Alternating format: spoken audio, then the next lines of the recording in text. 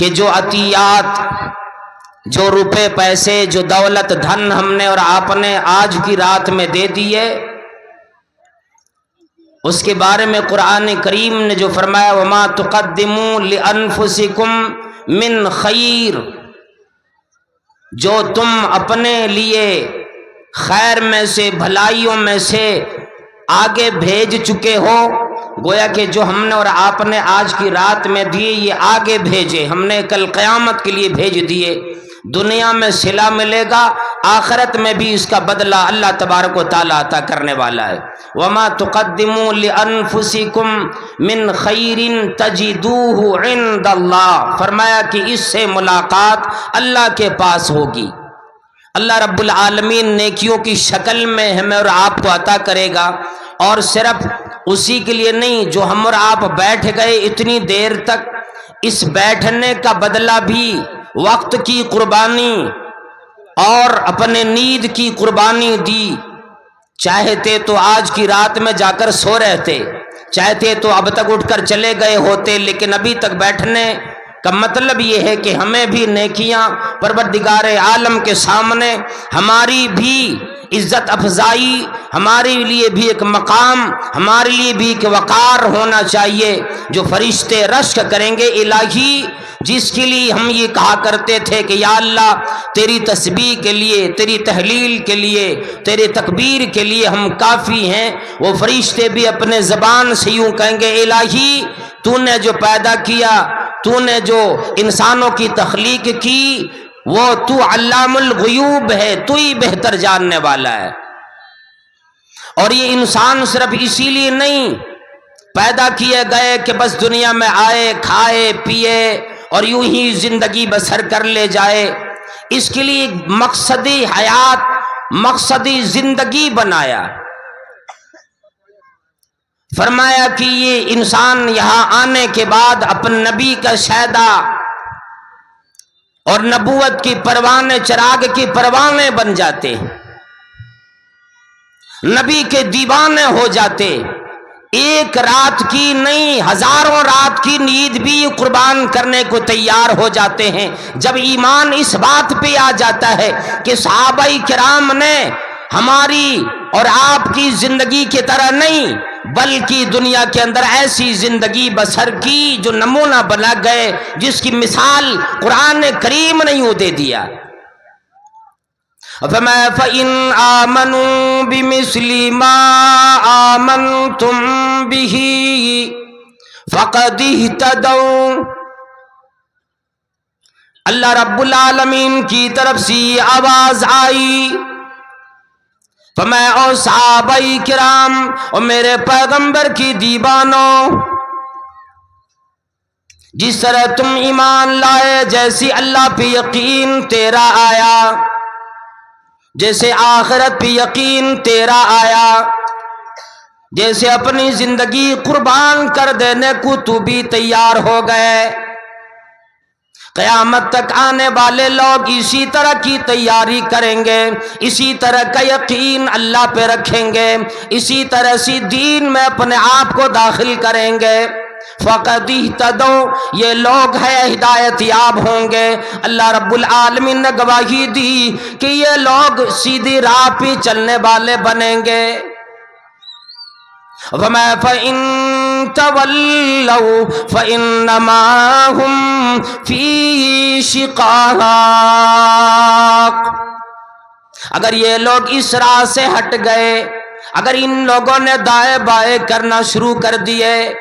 اگر ان لوگوں نے اپنی مرضی چلانی شروع کر دی،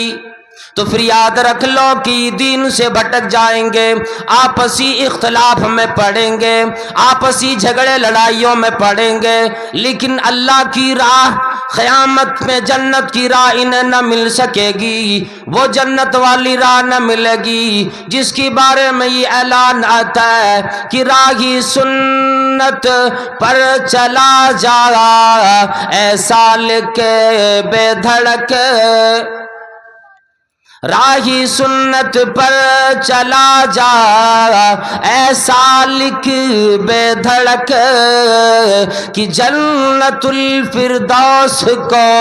جاتی ہے یہ سیدھی سڑک۔ اس لیے یوں بیان فرمایا اللہ رب العالمین نے، اور لوگوں قیامت تک آنے والوں مردوں عورتوں امیروں غریبوں، اے وزیروں اے بادشاہوں اے شاہوں اے گداؤں اے وزیروں او بیماروں او مفلسوں، یہ دیکھ لو کہ تیرا کسوٹی تیرے ایمان کا جو معیار بنے میرے نبی کی پروانے کی معیار کی طرح بنے، تیرا ایمان قابل قبول بنے گا۔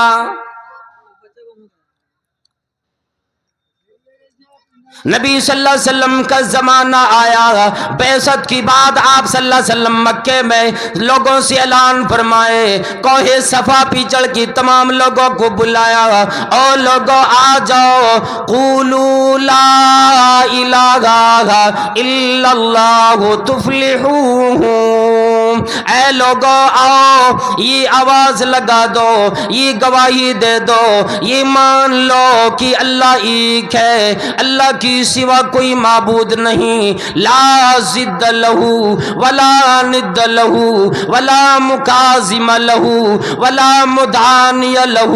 اے لوگوں مانو اس کا کوئی شریک نہیں، اس کا کوئی ہمسر نہیں، اس کے برابر کوئی نہیں، قادر اس کی طرح کوئی نہیں، وہ ہر چیز پہ قادر ہے، تمام چیزیں اس کی ماتحتی میں آ جاتی ہے۔ اے لوگوں اللہ رب العالمین تمہیں عرب و عجم کا مالک بنا دے گا،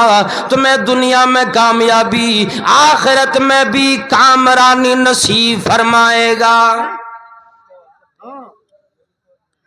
چار طرف سے آواز آئی، کچھ لوگوں نے ماننے کے لیے تیار ہو گئے، کفار و مشرکین میں سے کچھ لوگ کہنے لگے تابل لک یا محمد علی ھذا جماعتنا، اے محمد تیرا ہاتھ ٹوٹ جائے، تو تہو بالا ہو جائے، تو برباد ہو جائے، کیا اسی کی وجہ سے تو نے ہمیں جمع کیے تھے؟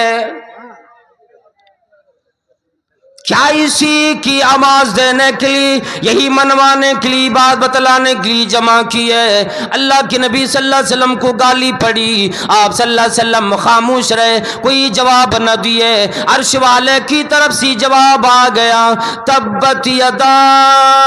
ابی لہب، ابو لہب کی ہاتھ ٹوٹ جائے، ابو لہب برباد ہو جائے، تبت یدا ابی لہب وتب،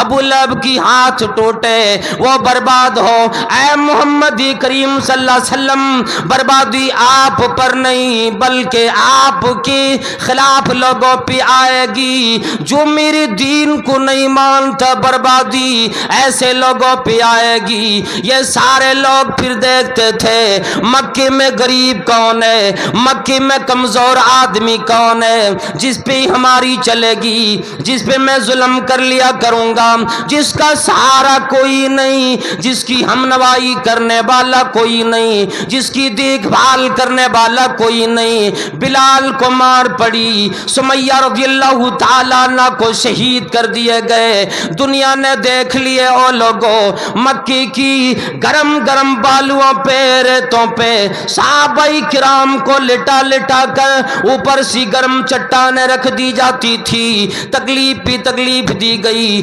چٹانوں پہ چٹان رکھے گئے، صحابہ کرام کی چمڑیاں ادھیڑ لی گئی۔ لیکن او لوگوں یہ کسوٹی یاد رکھو، یہ معیار یاد رکھو کہ محمد کی محبت شرط اول، محمد کی محبت دین حق کی شرط اول ہے، اگر ہو اس میں خامی تو پھر سب کچھ نامکمل ہے۔ محمد کریم صلی اللہ علیہ وسلم کی محبت نے، دین کی چاہت نے صحابہ کرام کو پیچھے مڑنے نہ دیے۔ اور یوں اعلان کہ اپنی زبان سے کہ جان دی ہوئی اسی کی ہے، اور حق تو یہ ہے کہ حق ادا نہ ہوا۔ نبی کریم صلی اللہ علیہ وسلم مکی کی پرچھائی میں، مکی کی چھاؤں میں اپنے چادر مبارک تکیہ لگا کے ٹھیک لگا کے بیٹھے، اتنے میں حضرت خباب بن ارت رضی اللہ تعالیٰ عنہ تشریف لاتے اور وہ فرماتے فشکونا الی رسول اللہ صلی اللہ تعالیٰ علیہ وسلم۔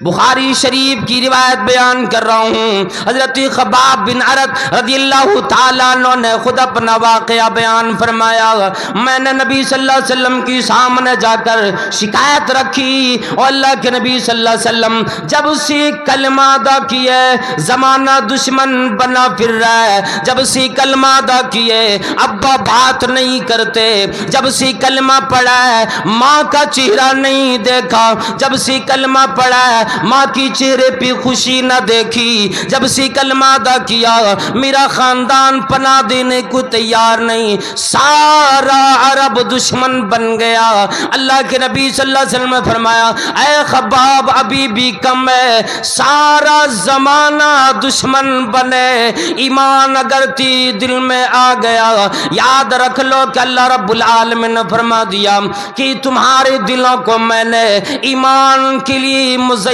کرنے کے لیے میں نے تیرے دلوں کا انتخاب سارے زمانے کی لوگوں میں کیا ہے۔ اگر میں چاہتا ابو لہب کو ایمان دے دیتا، اگر میں چاہتا ابو جہل کو ایمان دے دیتا، اگر میں چاہتا عتبہ کو ایمان دیتا، اگر میں چاہتا شیبہ کو ایمان دیتا، اگر میں چاہتا کفاروں کو ایمان دے دیتا، اور صحابہ کرام اور غریبوں کی جماعت گھبرانا فکر نہ کر، میں نے ایمان کے لیے تیری دلوں کا انتخاب کر لیا ہے۔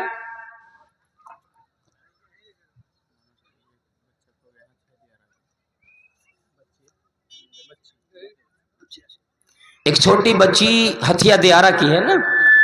وہ بچی کھو گئی ہے، آ کر کے کہاں ہے وہ بچی؟ کسی بھائی کو بچی دکھائے دے، ادھر ادھر بھٹک رہی ہو،